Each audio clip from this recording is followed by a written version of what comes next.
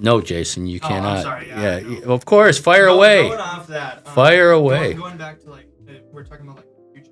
So currently we're kind of at least I've seen with the English and humanities at level, we're starting to see somewhat of a downward trend in the area.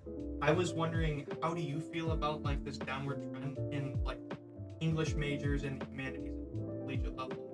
Why do you think they're decreasing?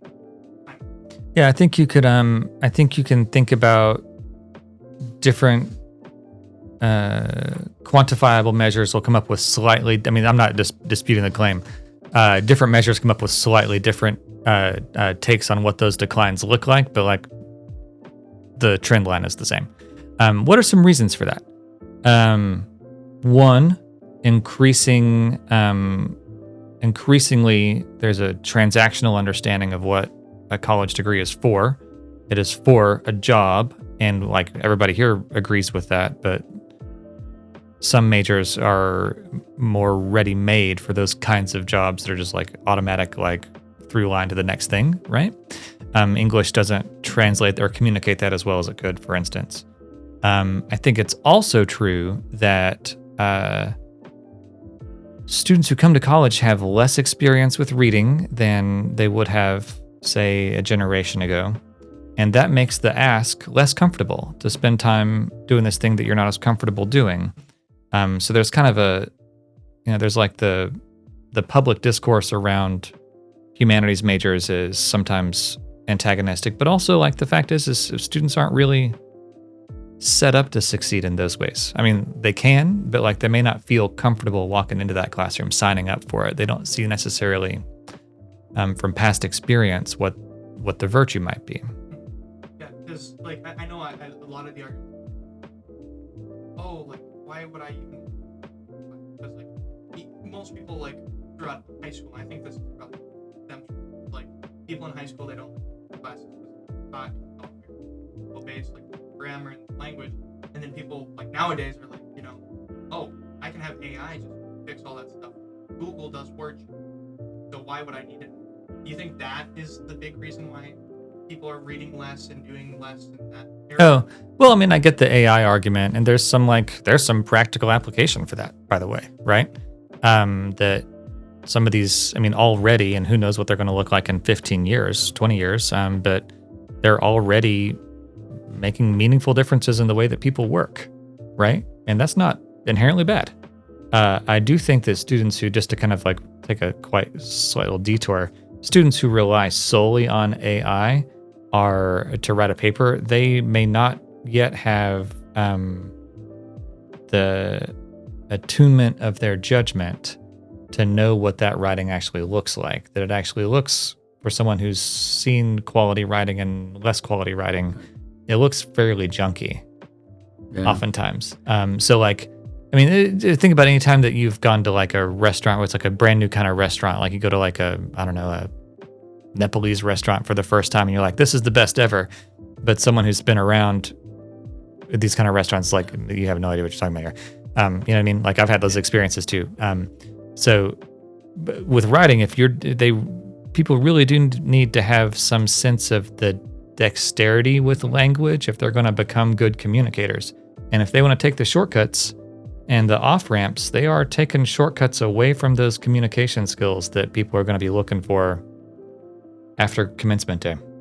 Right? What about something like Grammarly? Is that an enabler or a crutch or from learning how to write well? Well, I don't think so. I mean, I think you still have to have so there are different kind of Grammarly applications. Right. One, it can do just a grammar checker, and it can tell you where you've got misspellings. Right. Who doesn't use a spell checker? Spell check, right. Good Lord. What an easy asset to make use of, right? The title of this podcast doesn't work. Yeah. Clearly this guy does not need to. Yeah. No, I mean, who doesn't use a spell check, man? Yeah. Life is too short to go letter by letter to make. I mean, I would rather not have to use spell check. I'd rather not see more squigglies than not.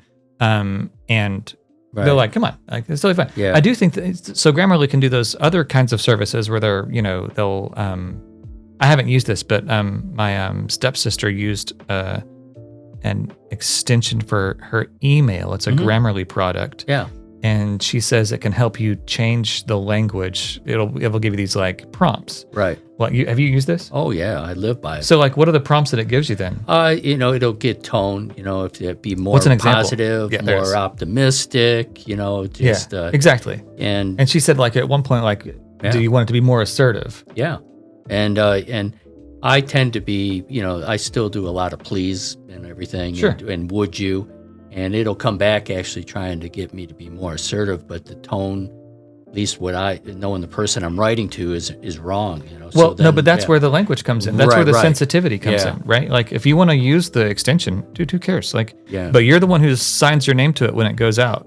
Well, and if you chose something that was assertive that shouldn't be, or that's so positive that it's like schmaltzy, well, that's on you. And that's where the sensitivity comes in. And in business, before coming here, I'd written up to 400 blogs, and when I started out, I thought I was just this like fountain of creativity, and I'm knocking out all this great content. And then I'd have people call me up and go, Pat, did you read your blog before you put it on LinkedIn? And I realized right away, okay, yeah, I have to have something to slow myself down, and that paid API of Grammarly really did kind of help, because it was like your brain gets going too fast, so you're missing, like you're forgetting words to even include in all this. Well, the other thing that's like super, this is kind of like a response to your question, Jason, that's like, this is really, I don't mean this in a patronizing way, it's too abstract for you to understand, but it's like, you'll get this, but it's like, it's hard to make this sell to a student who's about to maybe take a shortcut. Why would they make a shortcut? Because they're pressed for time. Right.